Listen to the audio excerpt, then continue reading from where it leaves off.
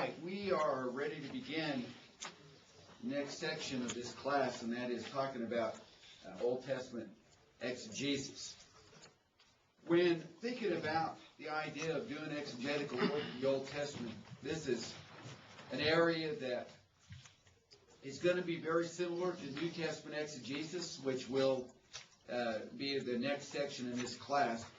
But there are some unique features to doing quality Old Testament exegetical work that you'll need to know. But it is something that is a rare skill indeed. As a matter of fact, it's rare today that people even study the Old Testament at all, let alone really try to do exegetical work in the Old Testament. But there are countless treasures to be discovered in working with Old Testament texts. This is not going to be something for the lazy student. We've got centuries of careless work that have littered the interpretation of the Old Testament. Wrong conclusions, wrong applications have led to erroneous conclusions. And God deserves no less than our very best when we study the Old Testament with reverence and awe, appreciating it for what it is the Word of God. But when we think about the Old Testament, a quote from Walter Kaiser, he said, "It is a truism that biblical exposition has become a lost art in contemporary preaching. The most neglected of all sections is the Old Testament, over 3/4 of divine revelation." So 75% plus of the Bible in the Old Testament is something that has been very neglected. And that is something that is pretty sad indeed. Now, granted, we understand this is an old covenant and we're in the new covenant, and so we should be focusing on the new covenant. We get that. We understand that. Matter of fact, when you get out in the preaching, there will be people that if you preach a sermon on an Old Testament text, they may actually comment, "Why are you preaching from the Old Testament? That's an old covenant. That doesn't apply to us anymore." Or if you announce that next quarter's Bible class is going to be a study of Isaiah, you'll probably have, as I did on more than one occasion, somebody come up and say, "Why are we studying Old Testament books? We're going to spend a whole quarter studying Isaiah. Shouldn't we be studying Acts?" "Well, we studied Acts last quarter." "Yeah, but shouldn't we be studying again? It's new covenant stuff." So you're always going to deal with those kind of people. But Paul said, Romans 15 and verse 4, that the Old Testament was written for our instruction. That the Old Testament is that which provides encouragement and hope in addition to instruction. And then in 1 Corinthians chapter 10, verses 6 and 11, Paul on two separate occasions in that context tells us these things should teach us not to do what they did. We're supposed to learn from, in that case, the very bad example of the Israelites and how they related to God and how they related to His Word. So the Old Testament has a lot to offer us, and God preserved it for us to this end, that we have it, we study it, we learn from it. Now here is a quote, and again, you should all be getting these, so you don't have to worry about getting it all down. So just relax and enjoy the wonder of just looking at a quote. To do Old Testament exegesis properly, you have to be something of a generalist. You will quickly become involved with the functions and meanings of words, that's called linguistics, the analysis of literature and speech, that's called philology, theology, history, the transmission of the biblical writings, that's called textual criticism, stylistics, grammar, vocabulary analysis, and the vaguely defined yet inescapably important area of sociology. Natural intuitive skills are helpful, but no substitute for the hard work of careful first-hand research. Exegesis as a process can be quite dull. Its results, fortunately, can often be exciting. Exciting or not, the results should always at least be of genuine practical value to the believer, or something is wrong with the exegesis. All right, those are the introductory words, the introductory words from Douglas Sturge's book on Old Testament exegesis. There's going to be something that we're going to get out of this. Some practical value that is going to help us in what it is that we're trying to do in our Bible classes and in our sermons. We've gone through this process because there's a happy ending. There's a good result. And that is that we've got some wonderful treasures, some applications that we can share with God's people. So in Old Testament exegesis, our ultimate goal is to know and understand the meaning and purpose of a writing. That's our ultimate goal.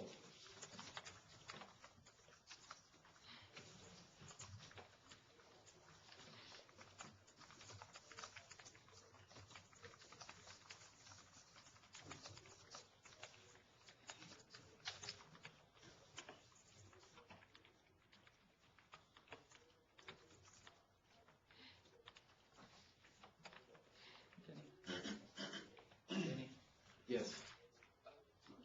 How often would you suggest trying to do exegetical work every day?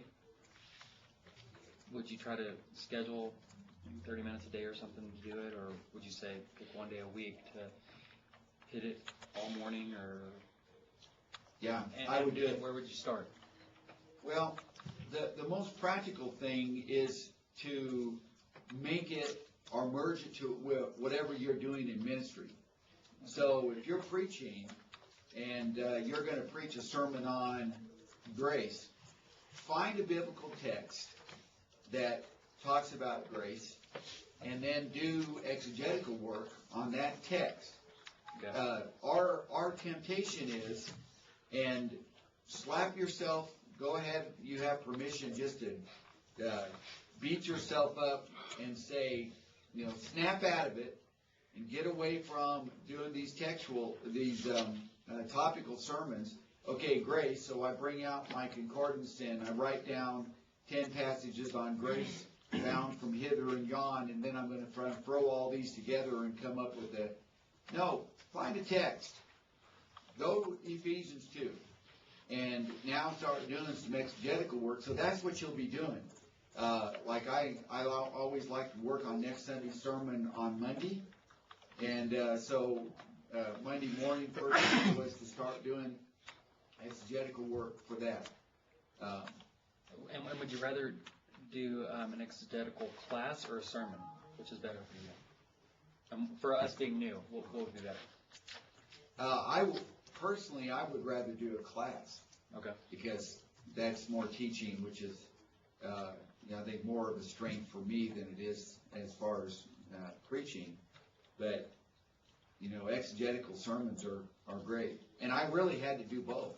When you're in full-time ministry, you're doing a Bible class and a sermon. And so I'm doing exegetical work for Bible class, doing exegetical work for the sermon. Yeah. And so you're very busy. One of the things that you'll hear me say frequently, and even as often as I'm going to say it, it'll still probably not be enough, and that is, to be a good exegete, you've got to learn to ask good questions of the text. And this first point is got to be the biggest no-brainer in the history of Bible study, but yet it is amazing how few people don't step back and say, what is the purpose of this book? What is the meaning of this book? And that seems to me to be so basic, so simple, so fundamental, but yet it is frequently a question that is never asked. All right, so we announced that we're going to study Ephesians starting next quarter. All right, so it's the first Sunday of the new quarter, and Ephesians is the announced book. So you might throw in some preliminary stuff like Paul wrote it, a little bit of demographic information about Ephesus. You might even throw in a little history of what's going on. You know, Ephesus had the Temple of Diana and stuff like that. And then after a while, you think, well, I'm dragging this on. I kind of need to get going. So, all right, everybody, chapter 1, verse 1, let's get started. And never was the purpose of the book actually discussed where you say, what is going on here? What is the climate that we get by reading these 6 chapters, and we say, by reading these 6 chapters, this is what's happening. This is why this letter is being written, and these are the goals of this particular letter. Those are the right questions to ask, but frequently questions that are not asked. And this is, for all 66 books, this is the question that should be asked. What is the purpose of this book? And then we want to be able to apply what we've learned to our own lives.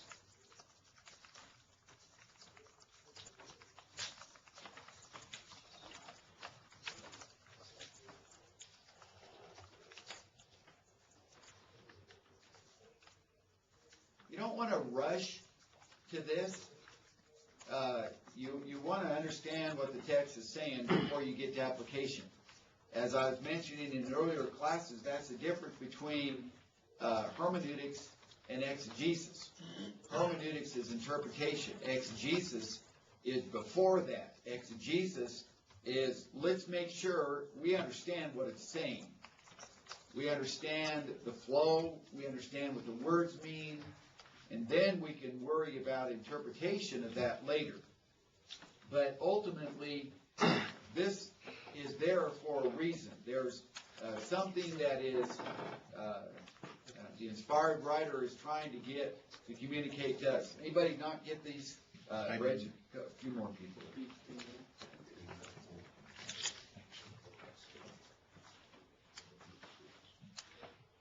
All right, but to accomplish this, we need to take some steps.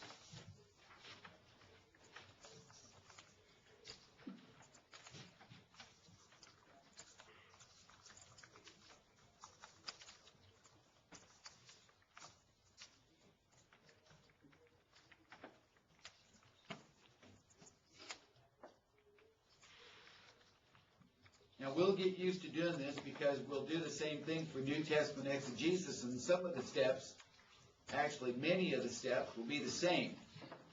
But a process on where do you begin and how do you navigate your way through doing exegetical work in a particular book. Kaiser said, thus, while our goal is to learn and to be able to state the unifying theme of the whole book in a single sentence, or if absolutely necessary, in a few sentences, we cannot state what that unifying theme consists of until we have made some preliminary inspections of the total work. Now, what Kaiser is referring to is something that we will do, and that is the idea we're taking the information that we have, and then we want to boil it down to a thesis statement that captures what that book is all about. And that thesis statement is going to have a number of key words that are found in that particular book. Now, those of you that were in some of the classes that are being taught have seen evidence of this in coming up with a thesis statement, having the key words that compose the thesis statement. You'll find that this is a very, very easy thing to do. That once you get kind of the laundry list of key words for a particular book, then you can put it all together, make a thesis statement, and you'll find that statement is very accurate to what the book is all about. Okay, so let's begin with preliminary steps. The very first step is to determine the literary genre. Who's that? Jean Ray. Back to Jean Ray. That's a good one. Genre.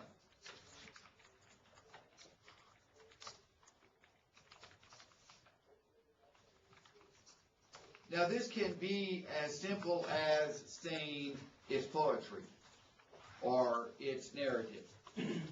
But you would be wise to at least go one step further than that and say, all right, since it's narrative, then what does that mean as far as doing exegetical work? Or if it's poetry, what does that mean as far as doing exegetical work?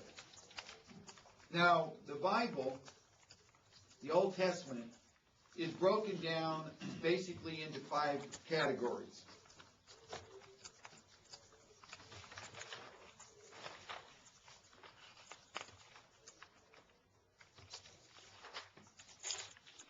This is a slightly different breakdown than what you're going to find in the textbook, but it's basically the same.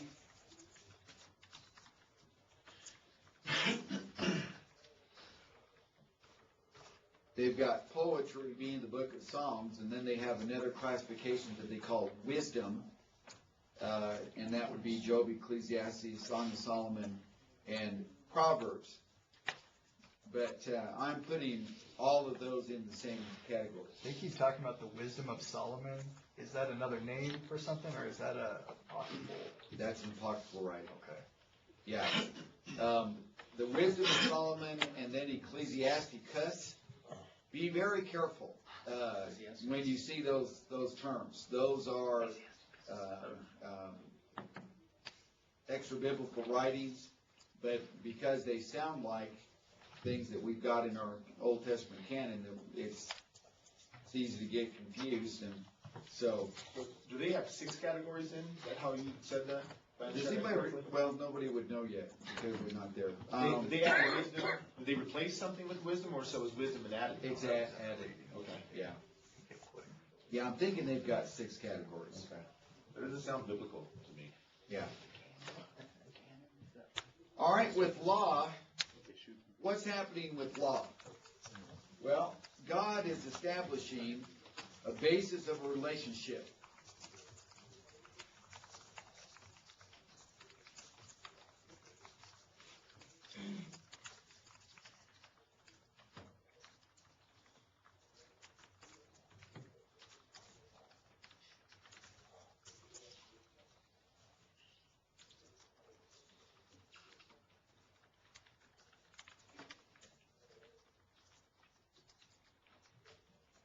The relationship that God is establishing is one that is always on a legal basis.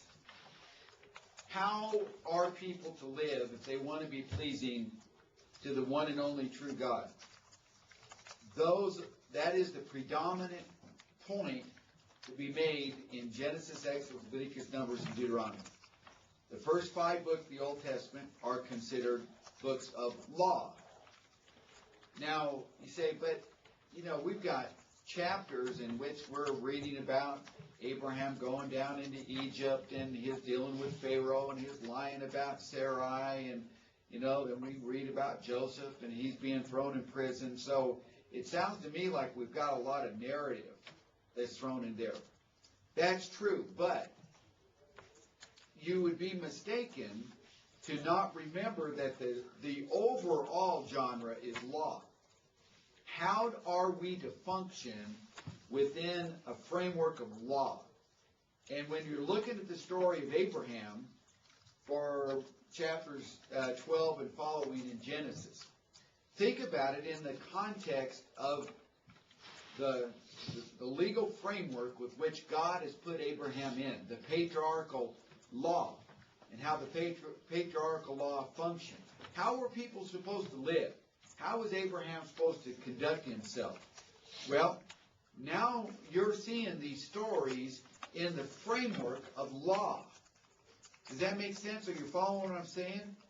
So, we're learning that God gives a law, and then we see how spiritual people then fit themselves into compliance with God's law.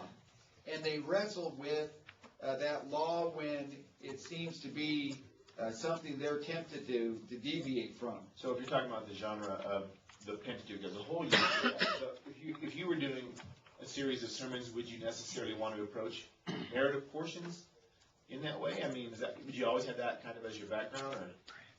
Yeah, you would you'd recognize that they're narrative, but for example, when I'm teaching Genesis, I'm saying what we're looking at in Genesis, this is pre-Mosaic Law. Well, what does that mean? Like when we're talking about the days in the Garden of Eden, all right, that whole story is based around God's law that was established in the garden. Of all the trees you may eat, this one you can't. Everything has to do with that. All right, so then when they're expelled from the garden, you've got, another generation in which you're going to start examining that. So talk about living under God's law, under the umbrella of God's law, what that means. And even though we're not under the patriarchal law, there are principles that God wants us to see. What was it that God was expecting when he tells Abraham in chapter 17, or I want every male to be circumcised? Well, that was on the heels of an oft-repeated promise of land, the land promise. But now the land promise that was really predominant in chapter 15 is followed with the establishment of circumcision in chapter 17. You got to see how the two work together.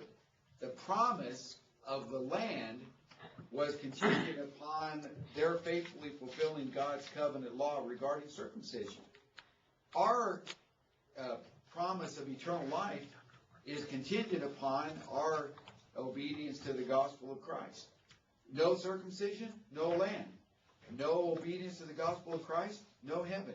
You see, the parallels are always going to be the same. How we're relating with God, how we're applying his law to our lives. How am I supposed to live today? All right, so here it is. I'm living in Colorado, and what is it that God is saying about the way I'm supposed to live, you're supposed to live? Well, the Old Testament is teaching us how we should be applying God's law, how we're supposed to establish that relationship with him, because there is no such thing as a relationship with God apart from a legal basis. And I know, and you know, that we've got people that say, just love God. All the law, and then they'll quote Romans 6:14 and completely yank it out of context. We're not under law, but under grace. So what's with all this law? Paul said very clearly, we're not under law. We're under grace. And that's the way I want to live. It's a failure to understand what Paul means in Romans 6:14, and that is we're not trying to earn or merit our way to heaven. We're not in a work salvation theology. That's what he means in Romans 6:14. You either have one of two choices. If you want to get to heaven, you can go the law route, which means you've got to live everything perfectly without a single misstep, or you can go the grace route, which allows for you to sin and get back on your feet, and God will forgive you, and you can move forward. But those are your only two choices. Paul says, we, brethren, are not under law. We haven't chose that. We've chosen grace. So that's what he's talking about. But he's not saying that we don't have a legal basis in our relationship with God. That would be something that he would be contradicting himself in a number of other passages, like Romans 8:2 and Hebrews chapter 8 and Hebrews chapter 10, just to name a few other places. So, parents establish relationship with kids through a legal basis. That's the way that we relate to our children, and that's the way God related to the children of Israel. So when you've got the children of Israel being led out of Egyptian captivity, they're brought up to Mount Sinai. What is it that God did? He gave them law, and they're children of Israel. And as children, they needed to learn what the law was. Now, when you think about that, look at Exodus chapter 20.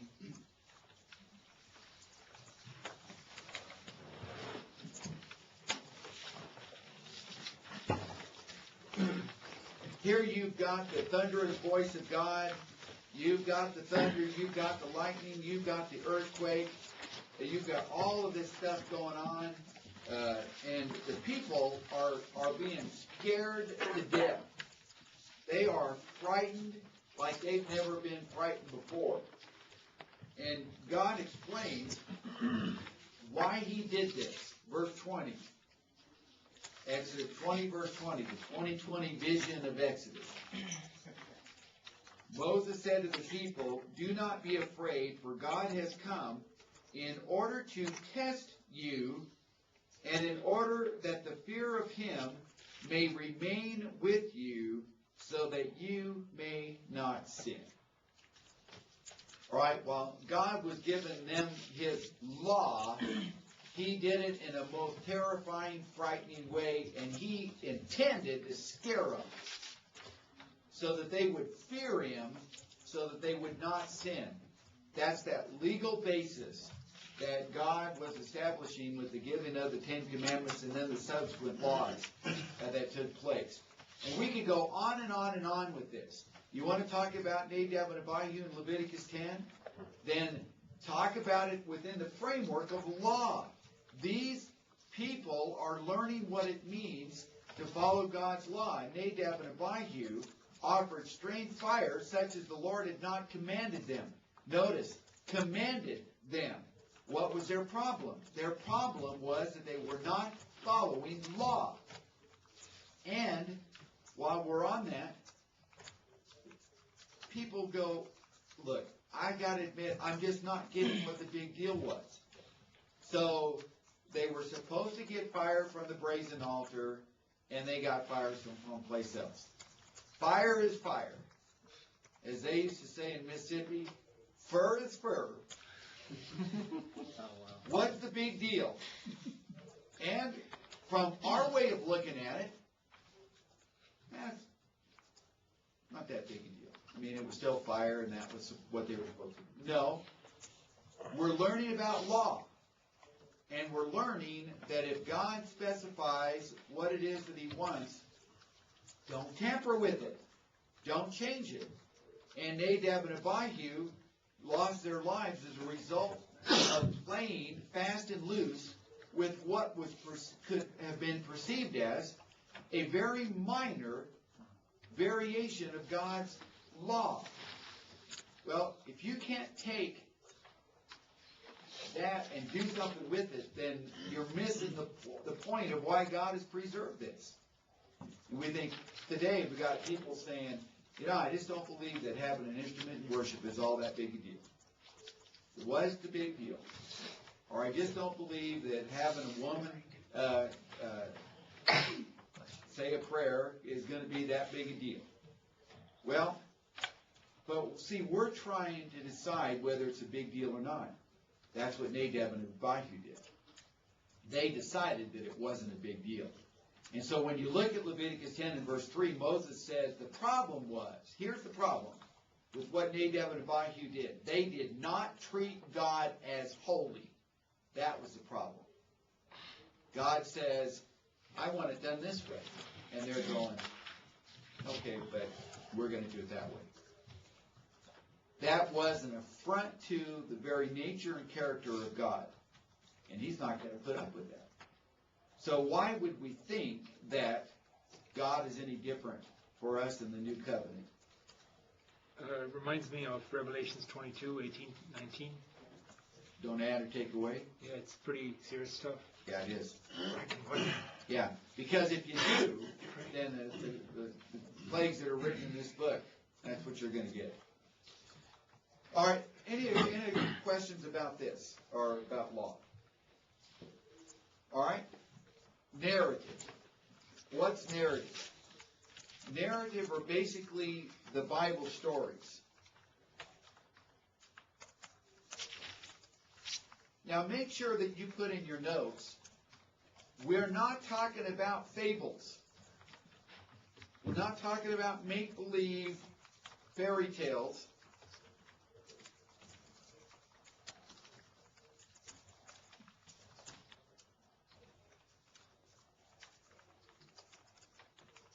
So you're not talking about parables either.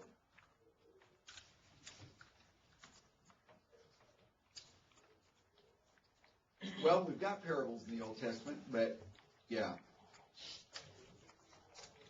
But parables were not made up stuff either, I don't think.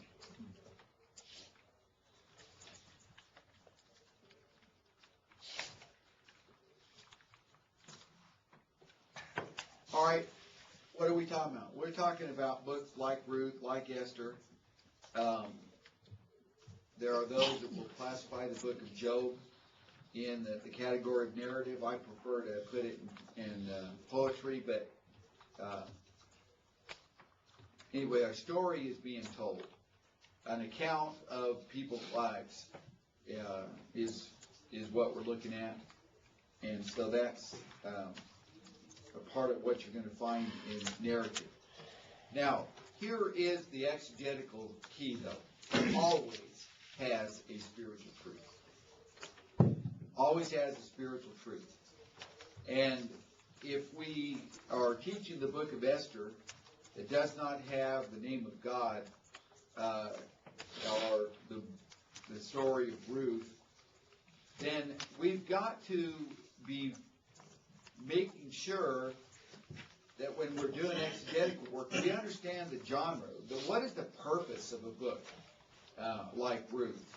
What are the spiritual lessons that are going to be found from this? And then history. The story of the nation's life.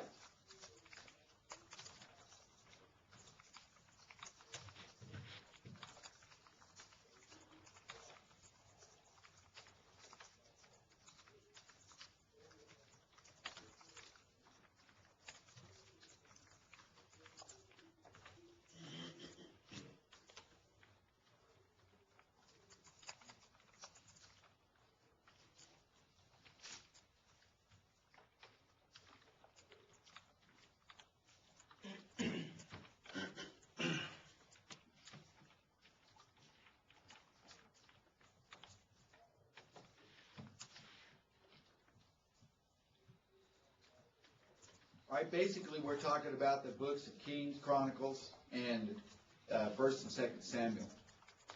Sorry, I've always struggled with the whole genre thing. So my question kind of goes back to that. How would you classify, for example, a book like Joshua? Because to me, it fits the first three categories. Joshua would be in the history category. Joshua, Judges would fit history. History? Yeah. Now again, it's not that there are not some narrative aspects where you're telling kind of a story about people's lives and so on, but here's my problem that I frequently see, and I get very frustrated with this. You know, at Bear Valley, we're working our way through the Old Testament, and I was sitting in a lot of classes in which we were talking about 1st and 2nd Samuel and 1st, 2nd Kings and so on. And week after week after week, the Bible class teachers are just moving us from this king to that king, this event to that event. And it was very cold and informal and just, you're laying out the facts, and it was lifeless. And so, when I couldn't stand it anymore, I would finally say, what is the point, though? Because if we're just going to say this is history, it's pathetic history. I mean, it really is bad. It's bad because there are way too many gaps in the historical flow. It's bad because a lot of times it's not chronological, and you kind of depend on something being chronological if you're talking history. And you've got major kings that are basically skipped right over, where the biblical text doesn't give them but just a couple of verses. Now, if it's history, you're not going to do that. That would be akin to telling the history of the United States and just skipping over Ronald Reagan. Except, there was a Republican president by the name of Ronald Reagan. And you just note the reality of it, but you don't say anything about his presidency. Well, you're not going to do that if you're telling a history. But if you've got a greater purpose in mind, and that is that you're trying to tell a spiritual story, and the various accounts from history that you use are all designed to continue driving home a point about spiritual lessons, then you're starting to get it. 1 Samuel, 1 Kings, they're not history in the way that we think history. And we went to school and we grew up and we were forced to take history classes, American history, European history, and so we have the tendency to kind of look at biblical historical books in that same light, and it's just cold, formal, this date, this person, this event, and it's just like, whereas the Bible isn't even trying to do that at all. It's trying to tell us about these spiritual themes, these spiritual lessons. And that's what this class is all about. I'm going to show you how you get those spiritual lessons so that when you're studying 1 Kings or you're studying 1 Samuel, you're seeing the spiritual themes and the spiritual lessons so that next time that you teach it, you're teaching these books in a way where people are going, wow, now I'm seeing something. I'm even last week I'm in a situation, and the guy is preaching on 1 Samuel 17, David and Goliath. And talking about little tidbits of what happened here and what happened there, and spending a long time talking about Goliath's implements and how much they weighed and so on, and never did get around to what that whole thing is all about. Why we are being told the story of David and Goliath. There's a spiritual lesson that's going on, that's found in there. And if you're looking for it, you see a thread that runs all the way through that whole account that is giving us that spiritual thread. We'll talk about that later on. Who separated them into these categories? Well, the general categories are biblical. Because, like in Luke 24, Jesus talks about the law, the writings, and the prophets. So there's always been at least a threefold designation, and then we just kind of split it from there. So it's kind of a combination of the way the Bible divided itself, and then we sort of subdivided it. When did that subdivision happen? was it 3 for a long time, and then they said, oh, there's a couple more that are more specific? And when the Septuagint guys were doing their translating, they broke it down into the three categories. We're studying the Old Testament chronologically here, and it is very, very confusing to me. I would never have any clue that we need to stop in verse 6 and then jump to 2nd Chronicles and then back to 2nd Kings. Do you recommend when we're teaching through the Old Testament, trying to find the spiritual truths, we stick with the way they did it topically, because that was the reason they did it, or because it seems to get really confusing when we do it chronologically, the way that we would think of it as? It has its advantages to do it chronologically because it really does mess you over when you say, all right, now we're actually talking about this guy, but he goes all the way back to the days that there was an Israel and a Judah, and then that he's, in a time like this prophet is. So that's can get you very confused. But when you're teaching through books, Hosea needs to be seen as a unit, and because there's one spiritual theme that is predominant in that book. And so if you're, we're not dividing up Hosea, but we are dividing up like 2nd Kings. But there is one predominant theme that goes actually through Kings. And so we've got to make sure that when we're studying it chronologically, we don't kind of fall back and fail to see the exegetical, kind of the main theme that's running through that book. So is that kind of what you're asking? Yeah. So there's a danger in doing it that way.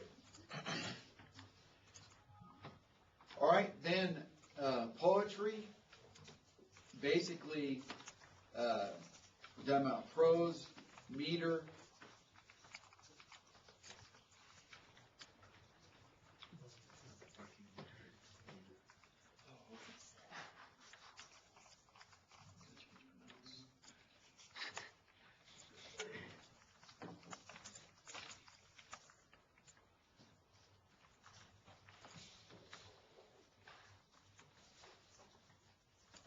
Now, they did do what sometimes we do when we're talking about poetry, and that we'll have meter, and what we mean by meter is that you've got da da da da da da da da da da da da da da da da da da.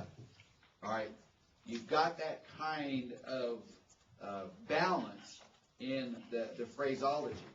The problem is that is unbelievably tough to translate. Right.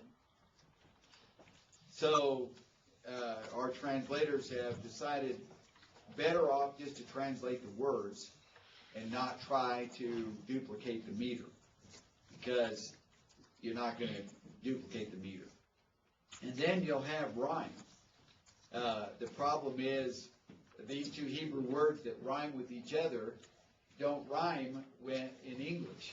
And so what are you going to do about that? Well, you kind of give up on trying to make it rhyme and just translate it. Well, God knew that was going to happen, so that's just the nature of the beast. I'm not trying to say that it's a terrible, horrible thing that this happened, because when the Septuagint was made, that was the Bible Jesus used, and it didn't preserve the meter and rhyme going from Hebrew to Greek. So apparently Jesus and the apostles were okay with that, and so I'm okay with it, and you should be okay with it too.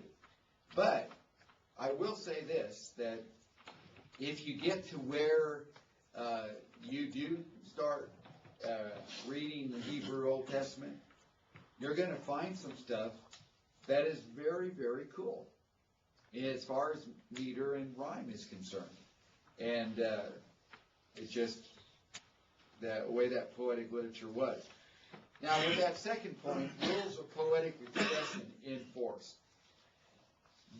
have got to understand that poetry, by its very nature, allows for exaggeration. It allows for overstatement in order to drive home a point in an emphatic way. And so you can talk about the righteous man is always on a highway, and the wicked man, his path is always full of a hedge of thorns, and understand that's poetic license. We're not talking about literally, but it's the idea of poetic expression. And so you will find words like always, and, well, it's poetry. And when you're doing exegetical work in poetry, you've got to understand that the rules of poetic expression are in force. And that there are lots of things that were never intended to be understood literally. And we get that when we think about our poetry and maybe kind of the expressions that we'll use. But we're not willing to grant that same license of expression to the Bible, and that's what one of our problems is. We define what inspiration is, and then we want to force that definition of inspiration into the Bible, rather than let the Bible teach us about the rules of inspiration. And so there are people that want to look at passages in the poetic literature and apply them literally in all cases, and that's just not the genre of literature that it is. All right, we're talking about what? We're talking about Psalms, Proverbs, and the Song of Solomon specifically. Some are going to slip in Ecclesiastes into that, but some consider Ecclesiastes to be more of a different kind of writing. As our textbook, they want to put Ecclesiastes into a whole new category and call it wisdom, and no, I'm good with that. That's it fits. Then the last category, the fifth genre of the Old Testament, is prophecy.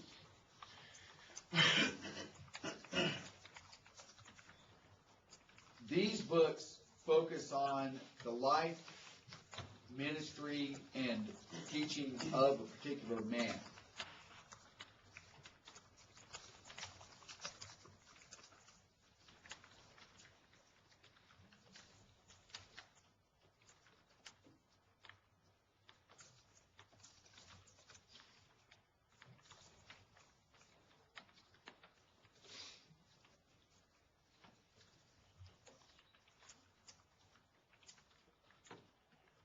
So what we do is we immerse ourselves into the life and character of Isaiah.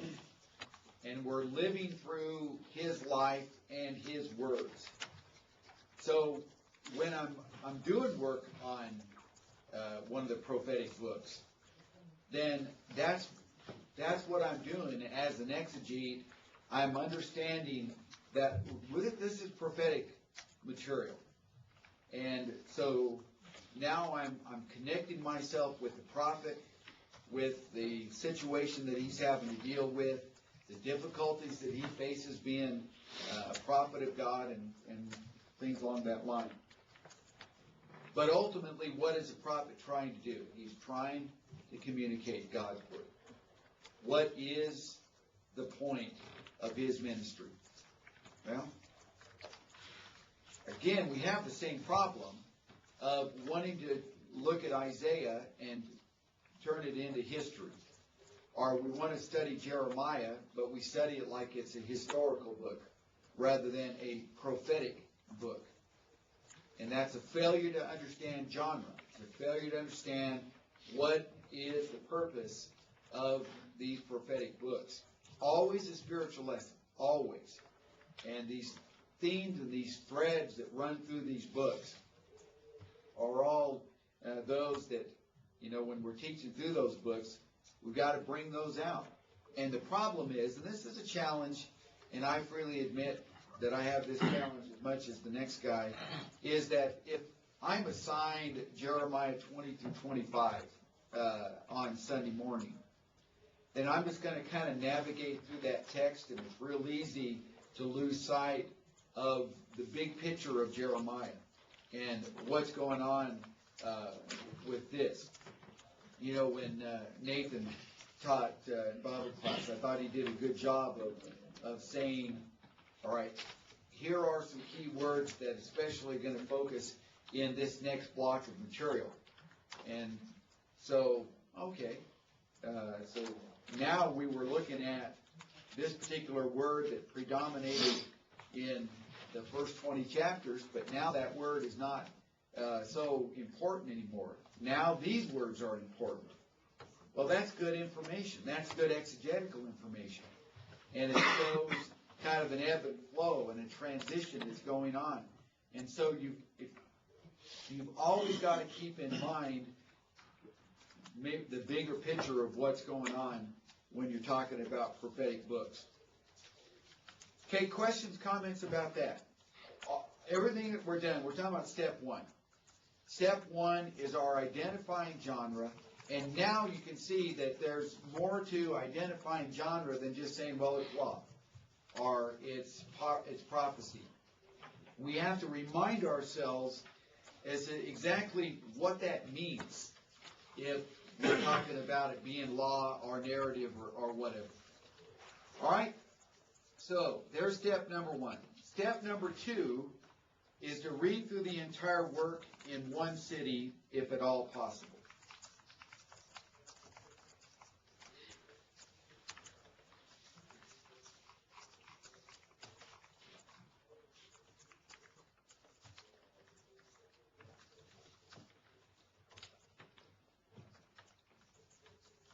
On the first step there, are we trying to figure that out on our own, or are we looking and saying, okay, this one falls under this category, it must be a law, now I know how to approach it? No, it's pretty much already decided. Okay. Now, I've got two books on the bottom that I had on the last screen that I haven't commented on, but two resources that would recommend for doing Old Testament exegesis. One is Douglas Stewart's book on Old Testament exegesis, but also something like Strong's Complete Word Study Concordance. You don't have to know Hebrew to still do some good word study work, and obviously Logos is going to have some tools, but for somebody that's not going to spend the money on that kind of computer software, they want to do some word studies, but they're not going to get a computer software program, then I would recommend Strong's Complete Word Study Concordance. I think it's probably the best word study tool out there for somebody that's not going to know Hebrew. All right, what we're talking about is reading through the entire work in one sitting, if at all possible. Is there anybody in here that's ever done that with the book? You sat down and read the whole thing all the way through? All right, has anybody ever done it with a book that was longer than 10 chapters? You have, Dan? Yeah. What books? Do you remember? I think it might have been Romans, and it was this summer. But I would never do the numbers. Never seen it. Do you remember how long it took you? It didn't take too long, like an hour and a half maybe. To go through the Romans? Yeah. Okay. I just read straight through with John. Who else had their hand up? Roger? I've done Acts, Romans, Acts? different books at different times. Okay. But we're talking about, you have a block of time, and you sit down, and outside of going to the bathroom, you can work right through it. Outside of it? I've done it with Luke before because I was aware that he writes in chronological order, but you're probably going to get to it like as far as the Kings, the Chronicles, Is that still recommended, or? It is recommended. And this is a challenge. You know, Dan said I never do numbers, but it really does take a commitment on your part to do this. And let me talk about the reasons why this is a wise thing to do.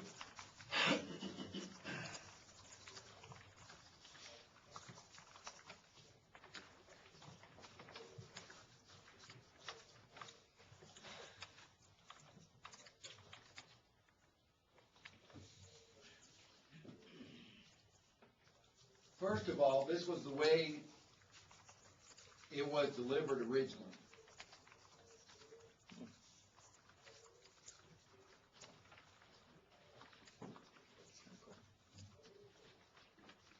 There was not a book in the Bible that was delivered in sections.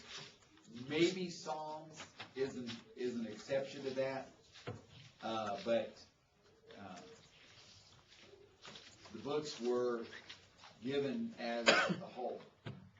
So it's important then that we think about it is a book. It is that which was delivered all at once. Second, it helps reveal the overall flow from beginning to end.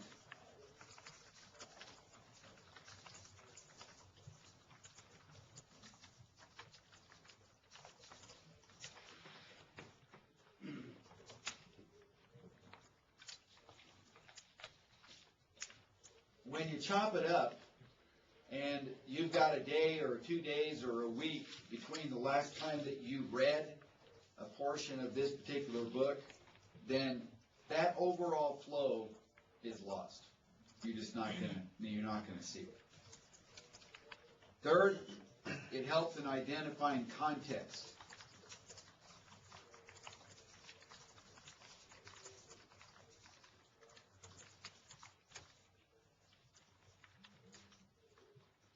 Pericope or periscope?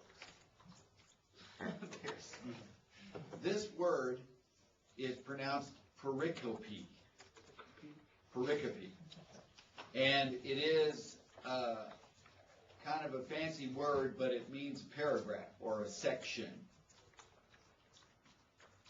A paragraph or a section. So I'll be using the word pericope a lot, so get used to that word and what it means. But a paragraph or a section. Is it more specific than that? It can be more general than that. A pericope is where you're looking at a context, and it might blow right through a couple of paragraphs, or it might not even include a full paragraph. So when we're talking about exegetical work, it's the exegetical work that determines kind of the beginning and ending of the context. Right. So I'm saying it helps in identifying context in your pericope. So what I mean by that is, all right, so I'm going to be teaching Sunday morning Exodus 23, chapter 23. All right? Well, that's what I'm going to be teaching. But by reading through the entire book, I'm now thinking of chapter 23 in a context. I'm seeing how, because I know I'm teaching chapter 23, and I've already read chapter 23, I've done some preliminary work, but I'm listening to, or I'm reading through that book all the way through, and, oh man, there's something that I'm going to see in that in my chapter. And then you find something else, and then you see another word or an event. So it helps put your pericope in a context. And then fourth, will enable the exegete to see areas of emphasis that would otherwise be missed.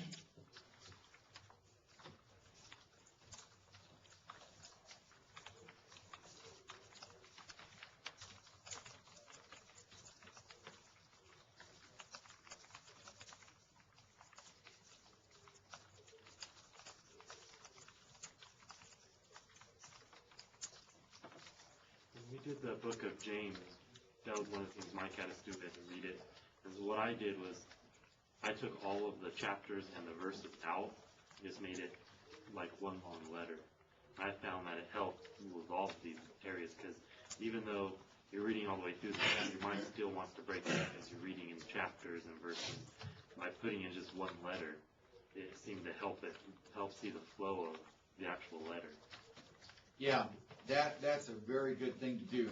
We've done the chapter and verses to help us with reference, but it hasn't helped us in studying those books. As a matter of fact, it's been a detriment a lot of times, because like you say, we've got the tendency to look at things as isolated units. How do you do that where you take out the... I just copy it from Logos into a Word document and just delete them out. And there are some of the versions that you have in your logos that, well, all of them have chapters that I know of, but some of them put it all material all together in paragraph form. All right, so you're seeing areas of emphasis that you might have missed otherwise. I remember one time when we were studying through Genesis, and one of the repeated phrases in Genesis is actually a textual marker. Moses, through inspiration, is dividing up the book of Genesis by this word that's called Toledoth. Toledoth is translated, it means generations. And so these are the generations of, well, when we were listening or reading through it, Kathy said, he keeps saying this about the generations of. Now, if you're breaking things down and you're studying something and then 1 month later or 1 week later or even 1 day later, you come back and you read more, those are the kind of things that slip by. But when there's a constant going through something, now you start picking up on these things because your mind is still active and fresh on what it is that's been going on. And it may be something that you read an hour ago, but that was an hour ago, not a day ago or a week ago. And your mind is still drawing this and connecting all of these things, and you'll pick up on stuff that you would not have picked up on. Words and phrases and ideas and concepts. So there are different ways to do this other than, all right, it's Monday morning and I'm going to plow my way through Numbers, batten down the hatches and give me a refill on the coffee and pray for me, because here I go. I'm working my way through Numbers, and honey, if I don't come out in 6 hours, call the police. Well, all of us go on trips that we're going to be basically a captive audience for a long period of. Get the Bible on CD and listen to one book being read at once. And there are these Bible CDs out there where you've got professional readers, and you've got sometimes you've got background background sounds. You've actually got a woman's voice when a woman is speaking, and those are great. And so when I'm talking about going through a book at one period of time, there's more than one way that you can accomplish that.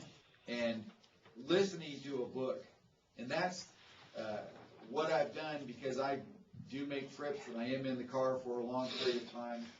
And so, I'm gonna put in a CD and listen to Exodus or Leviticus, and so be thinking about that as an option. It's always good to sit down and do it where you kind of combine both, where you've got your Bible open and you're following it in the text, but you're also listening to it being read. And that way you're kind of incorporating different senses in the process, and it'll be very helpful. But for those of you that haven't done this, try it, and you'll be the better for it, and it'll help you in doing your exegetical work. Every book of the Bible I've read through at one sitting at least 10 times. And like I say, it's an investment. And I'm not exactly a fast reader. But you can do it. If I can do it, you can do it. But you just have to commit yourself to doing it. And that's that. Comments on that? How long does it take you to read through Psalms in one sitting? 6 days. It's, Yeah, I was gonna say. it seemed like it was about 4 hours. Not too bad. Yeah. It took a morning. I don't know if anybody else struggles with this, but when I'm reading something that's along the lines of numbers, I tend to just kind of start floating out here. You're the only one. Right here, Dave. Nobody else has that problem. Sorry to hear that. Yes. What would you recommend for my shortcoming? Medicine.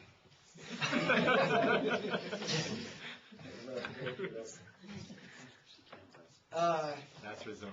I mean, is that a situation where, I mean, I struggle with going to sleep when I drive anyway. That's why I stay out of tractors. But, Okay, I'm probably terrified giving you by that. a visual picture that you guys don't need, but this is what I do, is I will get up and I will start preaching that. So I'm going through a section in Numbers, and I'm kind of getting a little tired. So I'm actually going to stand up and I'm going to say, on the second day, Nathaniel the son of Zuar, leader of Issachar, presented offering. And I'm really? That's about the time. I want my audio CD to have your voice. Yeah. That'd be sweet. It would be your worst nightmare. We'd have anybody. It'd be great. But that's what I do, and it's what I do. So I don't know if that would work for you, but try. no, that's a good point because, and I'm just putting myself in your situation, or you and my situation maybe, where, like this summer, chances are a good majority of us are going to be going and visiting our contributors, which will involve a lot of driving.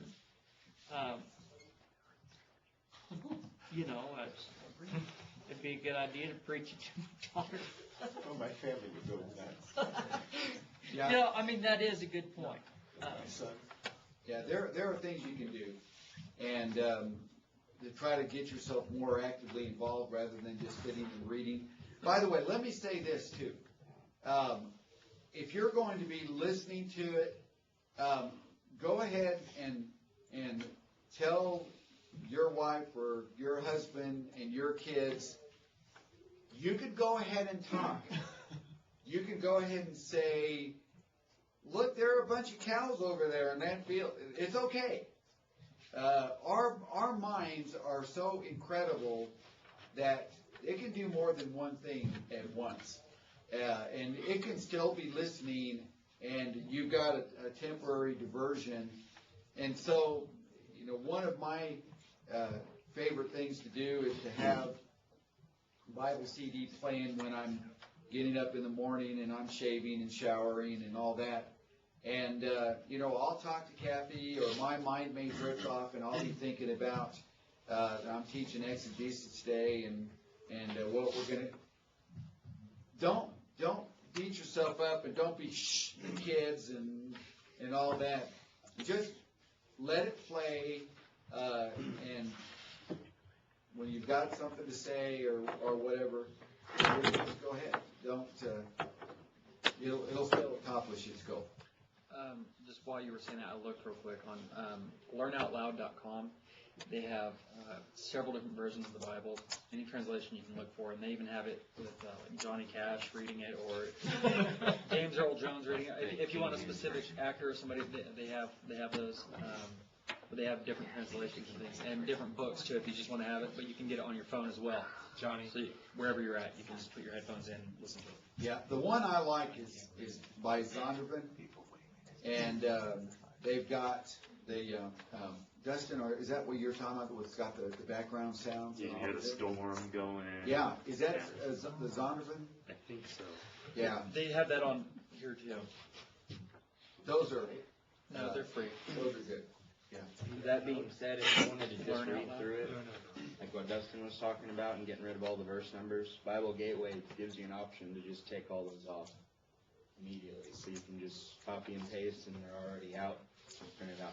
No chapters, no verse numbers. Yep, you can go to page options and it'll let you take out all the numbers just with one click. Good. It's good to know. Somebody else? Okay, so this is what we've got. First of all, determine genre. Second of all, read through the entire work in one sitting, if at all possible. Now, I'm putting a disclaimer in there because sometimes it's not possible, but if I'm going to be teaching next quarter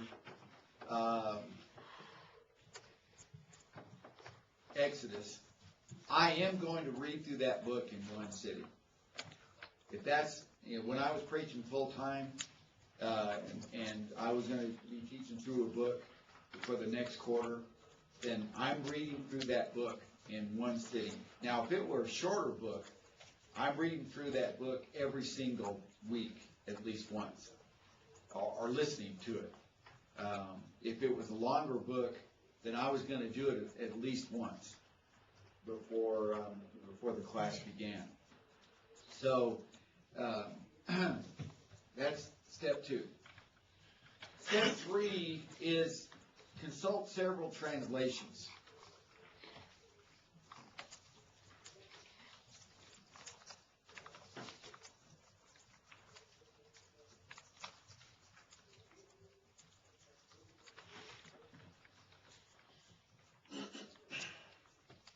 Fee and Stewart, in their How to Read the Bible for All It's Worth, had this to say. First, it is probably a good practice to use mainly one translation, provided it is really a good one. This will aid in memorization as well as give you consistency.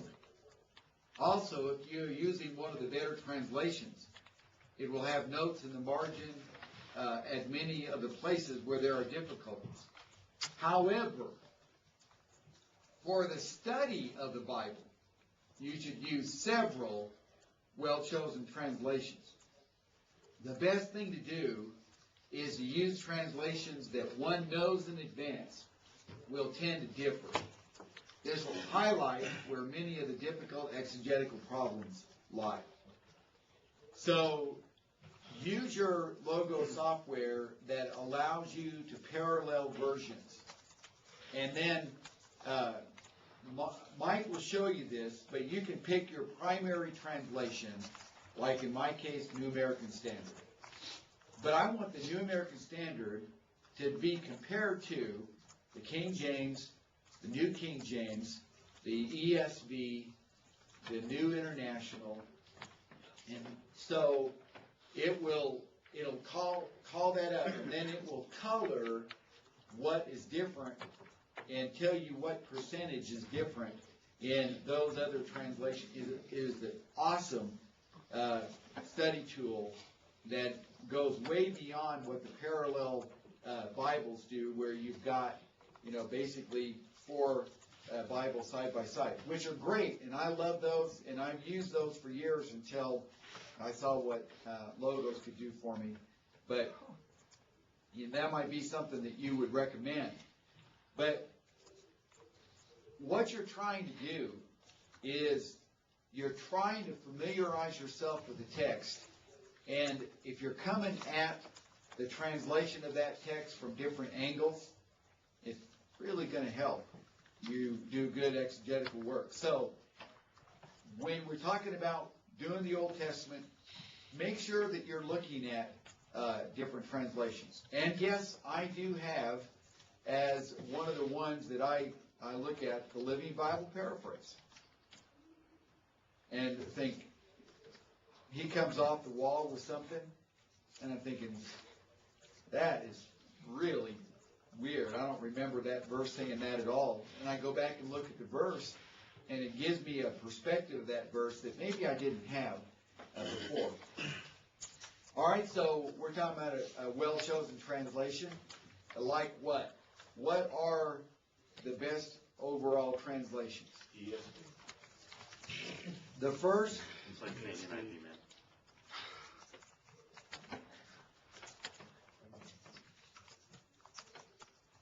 Is the New American Standard Update.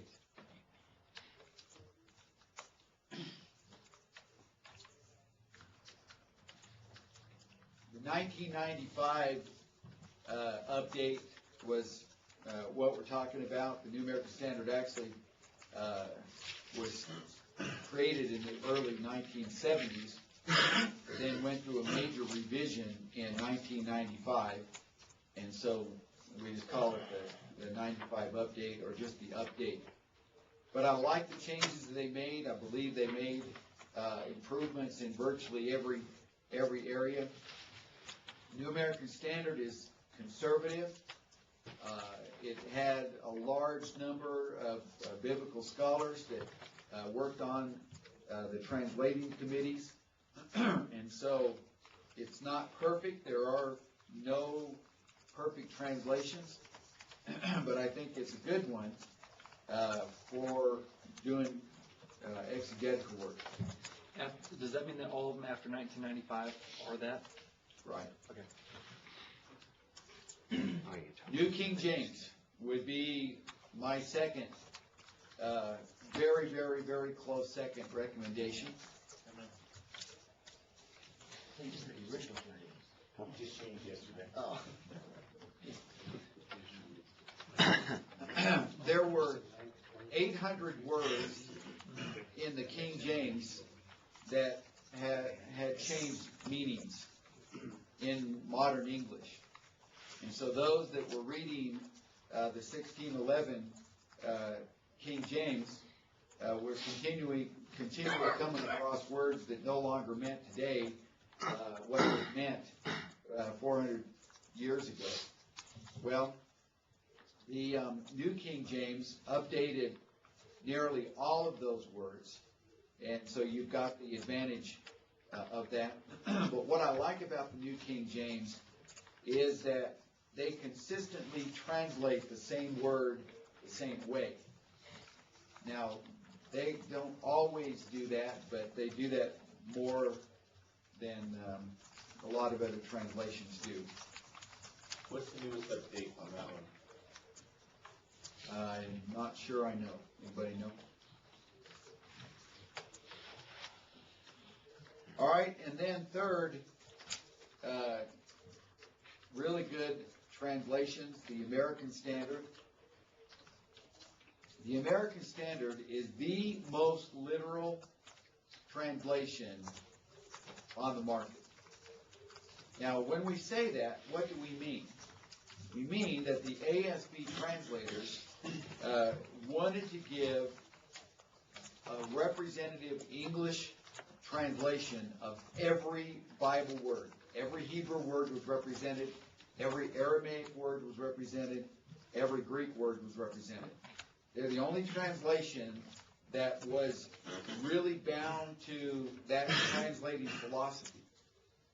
So as a result, the ASB shines when it comes to really being literal and representing everything that's in the original biblical text. The problem was that the ASB, by virtue of that translating philosophy, just didn't read well. The word that was used to describe the ASB is wooden. Just nobody talks that way, and it just didn't flow. And so people a lot of people didn't like it, but it's a great Bible to have as a study tool, a study companion. And then the King James, I believe, is a good translation. You can do good work, exegetical work with King James, just knowing that you've got words that are out of date, no longer have their meaning that they had in 1611 is always a thing that we've got to keep in mind.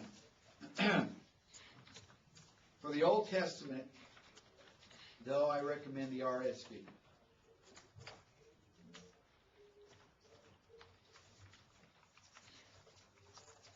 Now, I didn't say anything about the ESV, and the reason for that is 95% of the ESV is just RSV. Did you know that? The ESV did not make really a new translation, but they tried to resurrect the RSV. Now, the Old Testament is probably, if you're going to study Old Testament, you definitely want to have as one of your study Bibles the RSV. Anybody know why? That's the only major English translation that used Hebrew scholars or Jews to translate the Old Testament text.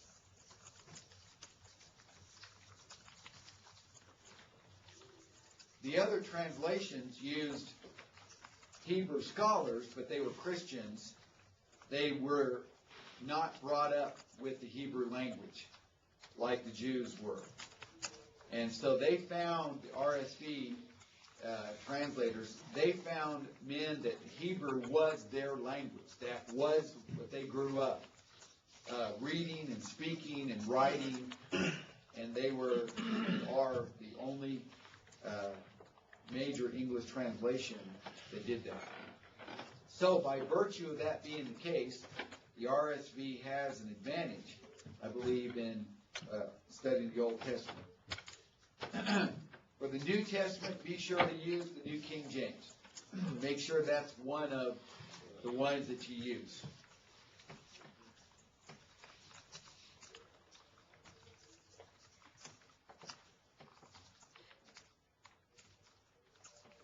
All right, I just said why. Anybody remember? Consistency with the translation. Yeah, consistent translation of Greek words. Now, if a Bible writer, inspired writer, is using one particular word again and again and again, we need our English Bible to translate it in such a way that we know that that word is being used again and again and again. Now, one of the illustrations I use is the word anastrophe in the book of 1 Peter. It occurs 7 times, is one of the significant concepts in 1 Peter, but the New American Standard translated it 4 different ways. There is no way that you are going to see how Peter is hitting on this particular word because of the different ways that they translate it. The New King James is much better at staying with the translation of a word consistently all the way through. What is that word? Anastrophe. It's behavior. Okay. Thank you. Conduct. Behavior. All right, so what about paraphrases? Use them for comparative purposes.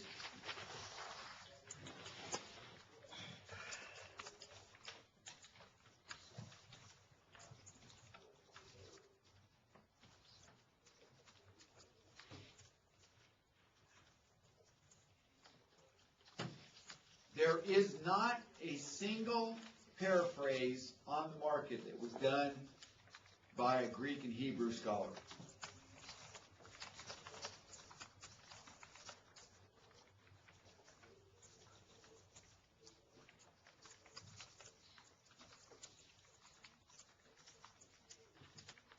define Greek scholar? Somebody that is making their translation straight from the Greek text. Because I read a review on the Message.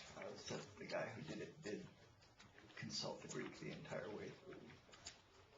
He consulted the Greek, but he wasn't just sitting there with his Greek text and going straight from there. He was drawn heavily upon English translation. What's the LBP?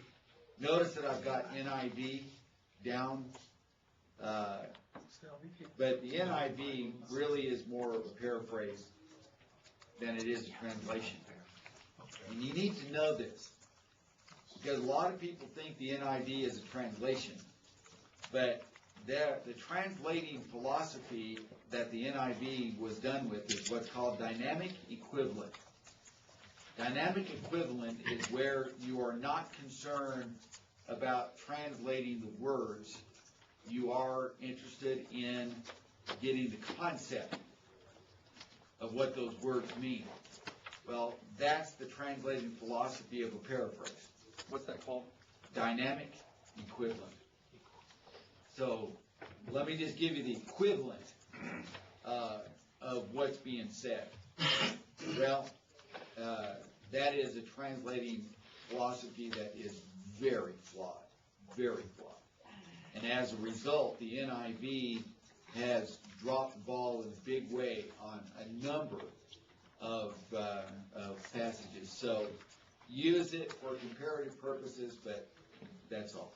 Are these ones that you have up here, these paraphrases that you do? I mean, I'm not saying you like them, but those are your ones that you would choose if you did?